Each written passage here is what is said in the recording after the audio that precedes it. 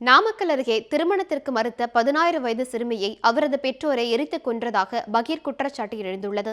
இது தொடர்பாக சிறுமியின் தந்தை மற்றும் சகோதரரை கைது செய்து போலீசார் விசாரித்து வருகின்றனர். வளையப்பட்டி அருகே உள்ள வாழவந்தி கிராமத்தை சேர்ந்தவர் தங்கராஜின் இரண்டாவது மகளான ஐஸ்வர்யா. இவருக்கும் சேந்தமங்கலத்தை சேர்ந்த சுரேஷ் என்பவருக்கும் திருமணம் செய்ய இரு வீட்டாரும் முயற்சி செய்து வந்துள்ளனர். இந்த திருமணத்திற்கு ஐஸ்வர்யா எதிர்ப்பு தெரிவித்து வந்ததாக கூறப்படுகிறது. இதுகுறித்து தகவல் அறிந்த நாமக்கல்லில் உள்ள குழந்தைகள் பாதுகாப்பு மைய அதிகாரிகள் ஐஸ்வர்யாவை மீட்டு நாமக்கல்லில் உள்ள காப்பகத்தில் சேர்த்துள்ளனர். இந்நிலையில் கடந்த புதன்கிழமை காப்பகத்திற்கு சென்ற ஐஸ்வர்யாவின் உறவினர்கள் தந்தை தங்கராஜ் உடல்நிலை மோசமாக இருப்பதாக கூறி அழைத்து சென்றனர். பின்னர் சனிக்கிழமை இரவு உடல்நிலை சரியில்லாமல் ஐஸ்வர்யா இறந்துவிட்டதாக கூறி அவரது உடலை சுடுகாட்டில் எரித்துள்ளனர். ஐஸ்வர்யாவின் மரணத்தில் சந்தேகமடைந்த அப்பகுதியை சேர்ந்த சிலர் போலீசாருக்கு தகவல் கொடுத்தனர். இதனையடுத்து ஐஸ்வர்யாவின் சகோதரர் சுபாஷை கைது செய்து போலீசார் விசாரித்து வருகின்றனர்.